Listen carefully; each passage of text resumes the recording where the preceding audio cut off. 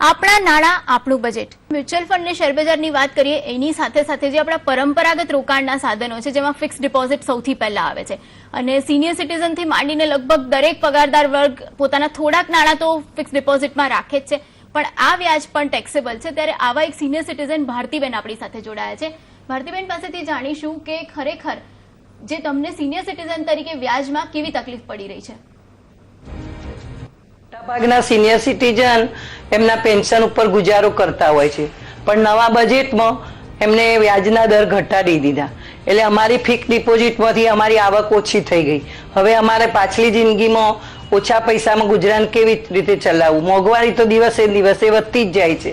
જો સરકાર વ્યાજ દર વધારે તો અમને કંઈક ફાયદો થાય અને બજેટ સારું આવ્યું એવું અમને લાગે.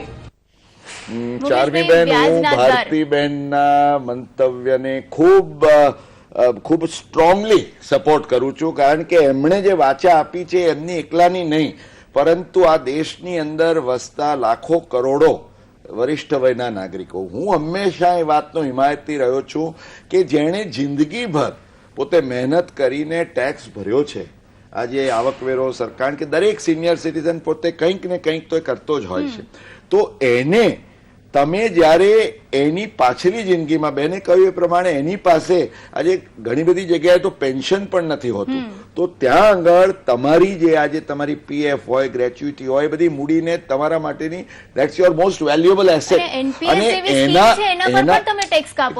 એના ઉપર એને જે વ્યાજ મળે. હવે હું સમજુ છું કે વ્યાજ કટ્સ બોથ વેઝ. ઉદ્યોગો માંગે છે કે વ્યાજના દર ઘટાડો, અમે વધારે સ્પર્ધાત્મક રહીએ, ઓકે, પરંતુ સિનિયર સિટીઝન્સ માટે વડાપ્રધાનશ્રીએ 31મી ડિસેમ્બરે એમ વાત કરી કે ભાઈ દરો ઘટતા જશે પણ સિનિયર સિટીઝન્સને અમે પ્રોટેક્ટ કરીશું 8%ના વ્યાજના દરે. એમણે 10 વર્ષની વાત કરી. 8%નું વ્યાજ ઇઝ ગુડ. 10 વર્ષ કંઈક મૂંઝવણ ઉપજવે, કારણ કે એમને જો વધારે પહેલા ક્યારેક લિક્વિડિટી એમના માટે, એટલે you can't ask them to lock up themselves in long term investment. એટલે હું એવું માનું છું કે senior citizens as a class, તમે એમની એક્ઝમ્પશન લિમિટ વધારો ન વધારો એના કરતા એમના રોકાણો ઉપર તમે એમને વધારે વળતર આપો. એમના રોકાણો ઉપર તમે એટલું કહો કે ભાઈ ચાલો અમે આ સિનિયર સિટીઝન અમે 15 લાખ રૂપિયાથી વધારે તો તમે એમાં લેતા નથી, તમે 8% આપો ને એને કે ભાઈ એ વ્યાજ ઉપર તમારે કોઈ ટેક્સ અમે કાપીશું નહીં, ટેક્સ વસૂલ નહીં, કે treat it as a tax free bond. આજે તમે જો tax free bond high net worth individuals આજે લાખો ને કરોડો રૂપિયા રોકાણ કરીને જો એ લાભ લઈ શકતા હોય, તો સિનિયર સિટીઝનને ભલે 7 કે 8% મળે પણ એ ટેક્સ ફ્રી મળે તો એને માટે ખૂબ મોટી વાત છે. અને હું માનું છું કે આ વખતે અંદાજપત્રમાં નાણાં મંત્રી આપણા વરિષ્ઠ વયના નાગરિકોને આટલું તો ચોક્કસ કરે. વડાપ્રધાન એમની વર્ષગાંઠે માતુશ્રીને મળવા જાય, પગે લાગે ને આશીર્વાદ મેળવે તો સારી વાત છે, પણ હું માનું છું કે આ દેશની અનેક માતાઓના આશીર્વાદ પણ વડાપ્રધાનને મળે એવું કંઈક કામ એમણે આ વખતે કર્યું. હું એક થોડું આમાં એડ કરવા માંગીશ કે આપ જાણો છો પ્રમાણે નોટબંધી પછી આપણા દરેક નાગરિકે સરકારને ખૂબ જ સપોર્ટ કર્યો છે, અને કદાચ ઐતિહાસિક એટલા માટે કહેવાય કે નોટબંધી જો સફળ થઈ હોય તો એક આમ આદમી કે દરેક નાના આજે વડીલો પણ લાઈનમાં ઉભા રહીને એમને સક્સેસફુલ બનાવી કહેતા હતા કે ભલે અમને તકલીફ પડે છે પણ અમે સાથે છીએ. તો હું એવું માનું છું કે આ એક ઓપોર્ચ્યુનિટી છે, અને હું માનું છું ફરજ પણ છે સરકારની કે વરિષ્ઠ નાગરિકોને જેમ મુકેશભાઈ વાત કરી પણ ટેક્સ ફ્રી તમે વ્યાજ આપો, જેથી કરીને એમને એ બાબતમાં કોઈ પણ ઝંઝાટમાં પડવું ન જોઈએ, એમની રિયલ ઇન્કમ વધે એ જરૂરી છે. એટલે હું ચોક્કસ એને એન્ડોર્સ કરું છું કે આપણા બધા જ વરિષ્ઠ નાગરિકોને કોઈ પણ રીતે વ્યાજમાં, ટેક્સમાં તો એક બેનિફિટ આપવો પણ વ્યાજમાં વધારે થાય, જેથી કરીને એમનું જે અર્નિંગ અત્યારે અટકી જવાનું છે એમના જૂના અર્નિંગ ઉપર એમને લાઈફ જીવવાની છે. આઈ થિંક અને આ વાતને આપણે સૌ બહુ સ્ટ્રોંગલી આશા કરીએ કે આ વાઇબ્રેશન્સ પહોંચે દિલ્હી સુધી. પણ એની સાથે સાથે જે પગારદાર વર્ગ છે, જે મધ્યમ વર્ગ છે, જે નાની બચતોમાં રોકાણ કરતો હોય છે, એના પર પણ તવાઈ આવી છે છેલ્લા 1 વર્ષમાં આપણે જોયું છે. ને આવા જ એક મધ્યમ વર્ગીય ગૃહિણી વર્ષાબેન આપણી સાથે જોડાયા છે. વર્ષાબેન, શું કહેશો, જે મધ્યમ વર્ગની બચતો છે કેવી રીતે કાપ આવ્યો છે અને શું ઈચ્છો છો આ બજેટમાં? આ બજેટમાં અમે એવું ઈચ્છીએ છીએ કે સરકાર બચતને પ્રોત્સાહન આપે અમારે જ્યારે નાની નાની બચતોમાં જેવી રીતે પીપીએફમાં અમારી જે બચત હોય એનું સરકાર વ્યાજદર ઓછું આપે છે. અને બીજી વસ્તુ કે એક બાજુ સરકાર કિસાન વિકાસ પત્ર રજૂ કરે છે અને એ કિસાન વિકાસ પત્રના વ્યાજદર પણ ઓછા મળે છે. એટલે અમે બચત શેમાં કરીએ? અમારી જે નાની નાની બચતો છે એનું વ્યાજદર વધે એવું અમે ચાહીએ છીએ. એક તરફ સરકાર સોનામાં રોકાણ કરવાની સતત ના પાડે છે, તો અમારે રોકાણ કરવું કેવી રીતે? એટલે આવી અમારી બચતોનું વ્યાજદર સારું મળે એવું અમે આ બજેટમાં ઈચ્છીએ છીએ.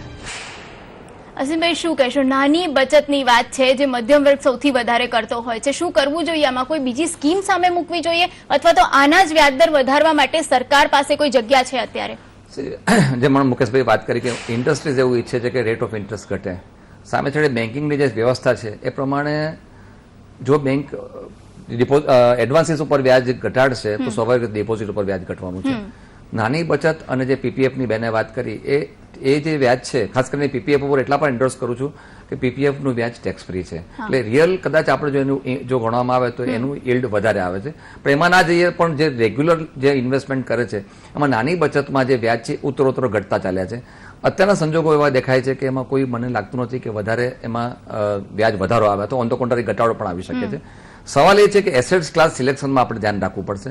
અને એટલે હું અત્યારે મ્યુચ્યુઅલ ફંડને કદાચ એમ્ફેસાઇઝ કરું છું કે મ્યુચ્યુઅલ ફંડમાં અમારો અનુભવ એવો છે કે CAGR એટલે ક્યુમ્યુલેટિવ એન્યુઅલ ગ્રોથ લગભગ 12 થી 15% આવે છે. અને જો ઇક્વિટીમાં હોય છે તે ટેક્સ ફ્રી ગણવામાં આવે છે. એટલે એસેટ્સ ક્લાસમાં જ્યારે સિલેક્શન કરવામાં આવે તો હું માનું છું કે મ્યુચ્યુઅલ ફંડમાં ઉપર ફોકસ વધારે કરવાનું છે. એટલે જ હું કહું છું કે મ્યુચ્યુઅલ ફંડ વધારે લોકોને લોકભોગ્ય બને.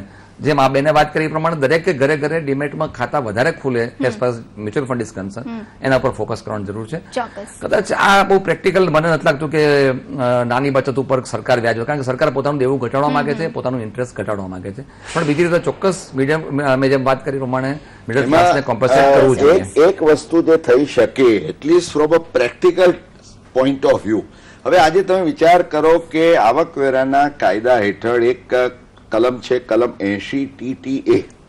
હવે એમાં જોગવાઈ એવી છે કે ભાઈ સેવિંગ બેંક એકાઉન્ટનું જે વ્યાજ છે એના માટે તમને 10,000 રૂપિયાની કપાત આપવામાં આવે છે. હવે જ્યારથી આ કપાત આવી, હું હંમેશા કહું છું કે આ જેને પણ વિચાર કર્યો છે એટલી અવ્યવહારુ છે. કેમ?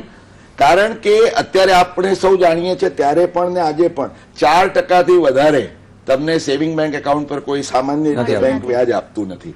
તો 10,000 નું વ્યાજ ક્યારે થાય કે તમે તમારા બેંક એકાઉન્ટમાં 12 મહિના સરેરાશ 2.5 લાખ રૂપિયા મૂકી રાખ્યા હોય તો. હવે એ તો પોસિબલ નથી. એટલે ધેટ મીન્સ કે આ 10,000 ની જે લિમિટ છે ઇટ સેલ્ફ ઇઝ ઇલ્યુઝરી. તો શું કરવું જોઈએ? જે વર્ષાબેનની વાત છે અને એમના જેવા છે કે ભાઈ ચાલો તમને વ્યાજ ઓછું મળે છે તમારી બેંકની ડિપોઝિટ પર, પણ ત્યાં થોડુંક એક્ઝમ્પશન આપો. એટલે તમે 10%, 20% ના બ્રેકેટમાં આવતા હો. એમાં જો તમને આ 10,000 કે 15, પહેલા આપણે ત્યાં 80L હતું, તો એ જે તમને એટલે એ પ્રકારની એટલે I think some thinking out of the box સાથે જો વિચાર કરવામાં આવે તો નેચરલ યીલ્ડ વધશે. આ સાથે સાથે બીજી એક જે વાત છે કે અત્યારે સરકાર કેશલેસ ને પ્રમોટ કરવા માંગી રહી છે, તો કેશલેસમાં એવું શું કરી શકે કે જેનાથી રોકાણકારોને પ્રોત્સાહન મળે? આપણી સાથે પ્રિયાંશીબેન જોડાયા છે, એમની પાસેથી જાણીએ કે ખાસ કરીને ઓનલાઈનમાં એવું શું કરવું જોઈએ જેથી તમને લોકોને ફાયદો મળે.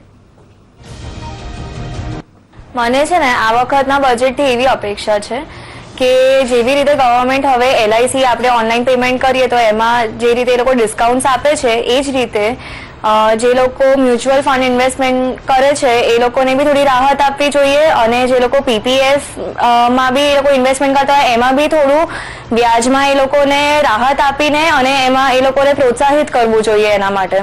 તો એ બધા માટે સારું રહેશે. ચોક્કસ. તો મુકેશભાઈ શું કહેશો? હું માનું છું કે આ વખતે તમે જે અત્યારે તમે ખર્ચ કરો છો, વડાપ્રધાન યોજનાઓ લાવ્યા કે ભાઈ તમે ડિજિટલ કે કેશલેસ મેથડથી તમે ખર્ચ કરો તો તમને અમુક પ્રકારના ડિસ્કાઉન્ટ્સ મળે. એ જ વસ્તુને તમે આ ઇન્વેસ્ટમેન્ટ્સમાં પણ લાવી શકો કે જો રોકાણકાર આ રીતે ડિજિટલ મોડથી પેમેન્ટ્સ કરે તો એને એન્કરેજ કરવા માટે. ચોક્કસ. આપણી સાથે સમય ઓછો છે. હું અસીમભાઈને છેલ્લે એક વાત પૂછવા માંગીશ કે નવા રોકાણકારો જે માર્કેટમાં એન્ટર થાય એમના માટે સરકાર આ વખતે શું લાવી શકે? ટૂંકમાં જવાબ જોઈએ જી છે. આપણે જાણીએ છીએ કે પ્રમાણે રાજીવ ગાંધી ઇક્વિટી સ્કીમ નાખવામાં આવી હતી, પણ એ બિલકુલ ઇમ્પ્રેક્ટિકલ છે અને I think it is a non starter. હવે જ્યારે તમે ઇન્વેસ્ટમેન્ટ કરવા માંગતા હો તો ખરેખર પ્રેક્ટિકલી જે બેનિફિટ મળે એવી સ્કીમ લાવવી જોઈએ. 50,000 ફર્સ્ટ ટાઈમ આપો પછી ક્યારે ના આપો એવું ક્યારે બનવાનું નથી. એટલે મારી એટલી સલાહ છે કે બાય વન ટાઈમ, એને બદલે લિમિટ વધારો, ઇક્વિટીમાં ડાયરેક્ટમાં ઇન્વેસ્ટર આવે એવું કરો, અને સ્કીમ જ્યારે પણ ડ્રાફ્ટ કરવામાં આવે તો પ્રેક્ટિકલ ડ્રાફ્ટ કરવામાં આવે. માત્ર નામ આપી અને કોઈ પણ સ્કીમ કરવામાં આવે અને જો એ નોન સ્ટાર્ટર રહેતી હોય તો એનો કોઈ અર્થ નથી. એટલે કોઈ પ્રેક્ટિકલ સ્કીમ લાવવી આ જોઈએ. અંદાજપત્રનું આખું ફોકસ એ હોવું જોઈએ ગ્રોથ ઇન્વેસ્ટમેન્ટ. ચોક્કસ. તો અસીમભાઈ, મુકેશભાઈ, આપ સ્ટુડિયોમાં આવ્યા, આપ બંનેનો ખૂબ ખૂબ આભાર. Thank you.